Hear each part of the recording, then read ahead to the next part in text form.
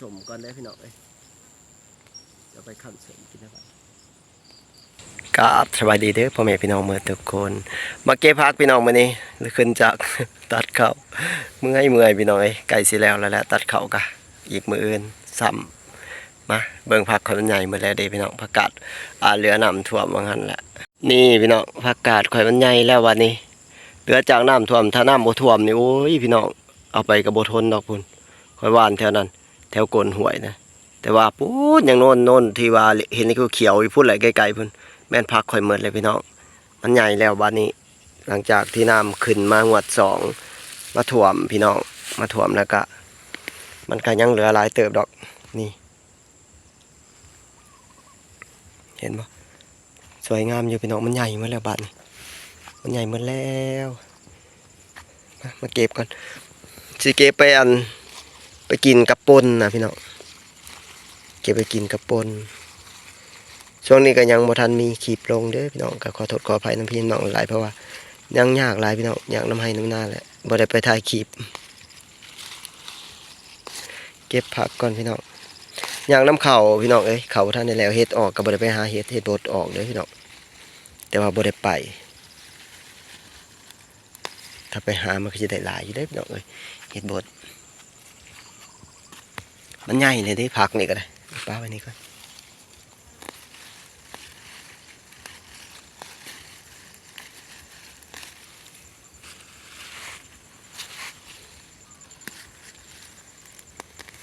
คันชมแซ่บได้พี่น้องพักอันนี้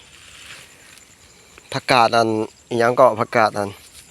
ผักกาดเฮิรนน่ะบ้านข่อยเอิ้นกับผักกาดเฮิรนเด้อพี่น้องเด้อ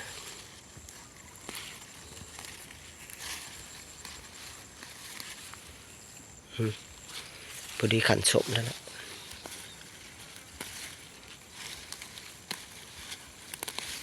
งัวมากินพี่น้องงัวข่อยเองแหละบ่ได้เฮ็ดหัว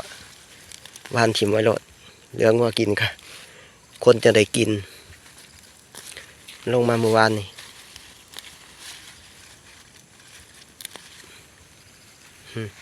เอาไปขั้นชมพี่น้องขั้นชมอุ้ยแซ่บเลยผักอันนี้พอดีงามเลย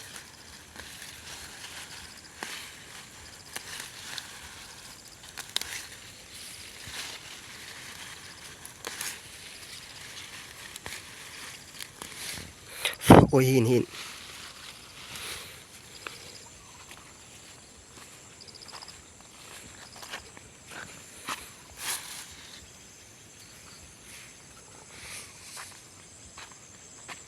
ไปขอพาไปรอเบิ่งพักข่อยพี่น้องโอ้ยมันห้อยผู้ใดมากนี่คนมารักพักข่อยบ่จักว่าอันนี้มันสิปลูกง่ายเด้อพี่น้องปลูกกันอุ้ยเอาวางนี่ก่อนงามปลูกบ่ได้ยากจักเม็ดเด้อพี่น้องข่อยมาหว่านปลาไว้โลดแต่ก่อนมันสิเป็นบ่อน้ำท่วมนะพี่น้องแล้วก็เฮาก็มาหว่านปลาไว้มันหลังจากมันออกมามันก็สิงามแบบนี้แหละพี่น้องเอาบ่ได้ใส่พุ่นใส่ปุ๋ยมันดอกแล้วก็บ่ได้รดน้ำมันสิงามของมันเองพี่น้องเอา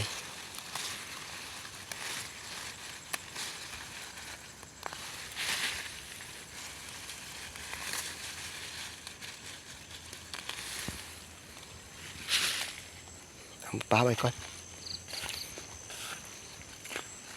อยู่นั่นมันสิเป็นน้ำเซ่พี่น้องโอ้ยปลาคือบอนหลายแต่ว่า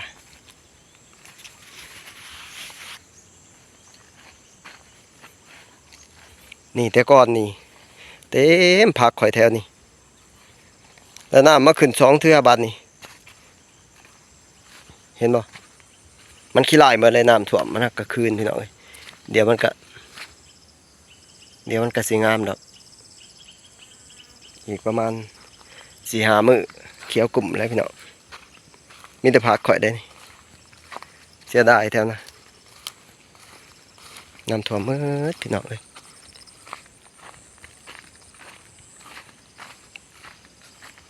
ี่แถวนี้ก็แม่นหมดแต่ก้อนนั้นอยู่ในนี่แหละพี่น้องแม่นเนอะแถวนี้เห็นบ่มันยังน้อยนี่ เสียดายเนาะพี่น้องตายเมื่อแทนนี่บอลข่อยกัดปลาเมื่อนั้นข่อยมากวนบ่ได้ถ่ายเบิ่งพี่น้องได้หลายเติบเด้อน้ำบกแล้วข่อยก็มาสอนนะได้บักหลายๆหนึ่งก่อนสิบ่ได้ถ่ายบอกมื้อนั้นฝนตกลิ้นพี่น้องฝนตกลิ้นแล้วก็เลยอันมาสอนก็บ่ได้ถือกล่องมานำเด้พักข่อยโอ้ยใหญ่มาเลยแทนนี่เบิ่งเอาพี่น้องแทนนี่อันที่มันเป็นต้นน้อยๆมันตายพี่น้องเพราะว่าน้ำท่วมแต่ก่อนมันหลายเลยนี่ค่อยว่านลงไปน้ำโกนห่วยบ่ได้หน่อยเลยพี่น้องเด็กค่อยว่านเพราะนั่นแหละน้ำท่วมมันตายเมื่อแล้วก็ค่อยกระว่านลงมานี่ลงมาตามอันนี้เสียดายขนาดบ่ท่วมนี่โอ้ย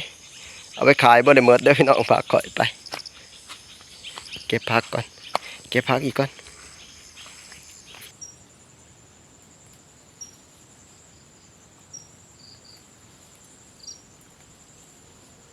ปลาอ่อนซ้อนขาดพี่น้องมันนั่นพอดีกินกับอันปนนะพี่น้องลวกกินกับปนนะ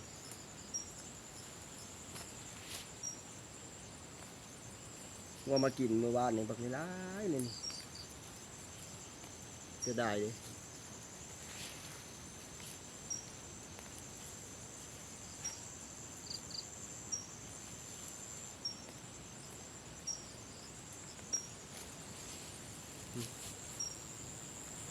จะเอาไปอันขั้นสมก่อนเลยพี่น้องจะไปขั้นสมกินได้ไหม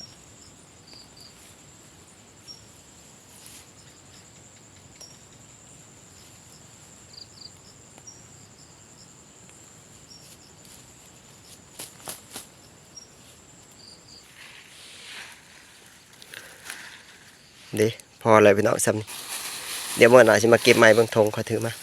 บ่ได้ถือแนวใส่มาพี่น้อง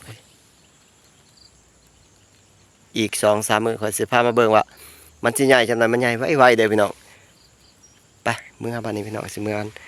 ลวกพักกินก่อนพี่น้องค่ำแล้วเฮ็ดอยู่เฮ็ดกินก่อนพี่น้องขึ้นจากให้จากนานี่แหละชีวิตบ้านนอกบ้านนาเมื่อยพี่น้องเอ้ยตัดข้าวมือข้าวก็มีแต่หญ้าพี่น้องพุ่นน้ำเซเด้อพี่น้องอันนี้น้ำเซเริ่มบกแล้ว